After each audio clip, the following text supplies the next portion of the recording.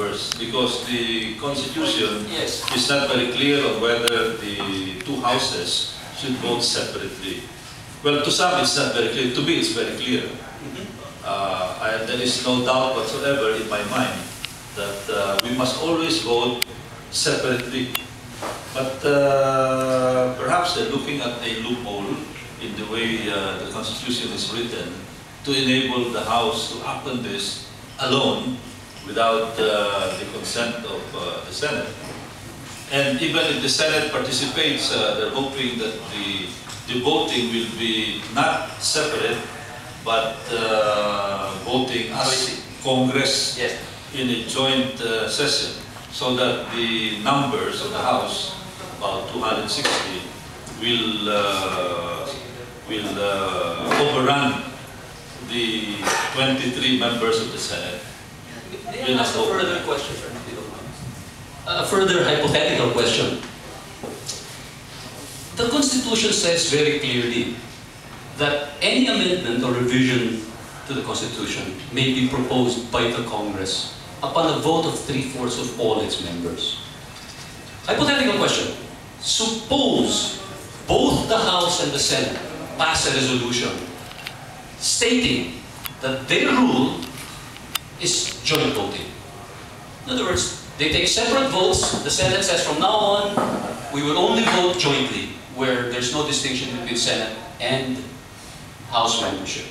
Would that be a constitutional rule adopted? If it was adopted that way? No, not yet, because somebody can still object to that consensus or agreement of the House and the Senate. They can still go to the Supreme Court, and the Supreme Court, that might be already the so-called justiciable action, justiciable controversy, and the Supreme Court can intervene by way of a ruling against that kind of an agreement. Do I take it then, Congressman, that it is your belief that this is not a matter of discretion of the Congress, that the Congress does not have the power to decide how it will propose amendments, as long as it meets the 3/4 majority rule? Am I wrong to believe that the Congress has no power to do so? Anything that is written in the Constitution is subject to Supreme Court interpretation. If there would be no objection, if no taxpayer would object, then that will be it. Let me state it a different way, Congressman, because I think many in the public are very confused about this vote. The matter of voting jointly or voting separately, in my opinion, is completely in the discretion of the Congress, not of the Supreme Court. Because the Constitution gives the power to propose amendments or revisions to the Congress, not the Supreme Court. It gives it to the Congress. That's true, but as I said, the process is still subject if there is going to be an objection. If somebody would petition the Supreme Court, the Supreme Court will interpret, and the moment the Supreme Court interprets, that will be the governing rule. Congressman, in October... I don't want, Dean, I'm sorry, no, I don't want to get involved in what is constitutional, what is not constitutional. We cannot resolve that. Precisely, it's going to be very difficult if we tackle it that way. I think what is important now is how do we go about making the people aware of what happened that Tuesday, what are the issues involved. Let us assume that the procedure was unconstitutional. But of course, the Supreme Court might intervene later. But as I said, that is a matter of the Supreme Court to resolve, not a forum like this. And to me, the more important is use our social network to make people aware of the issue at hand. Congressman, may I maybe present it a slightly different way? This is really just for my own education, and I think for the rest of the public. Is it not true that right now, the Congress, both House and Senate, have adopted rules for proposing changes to the Constitution? Is the Congress not, in fact, as Polybernas claims, already a constituent assembly today, right? It is a constituent assembly. Well, It may propose. that is the opinion of Father Bernas. In fact, I raised that Yes. during my interpellation of the chairman, Congressman Victor Ortega.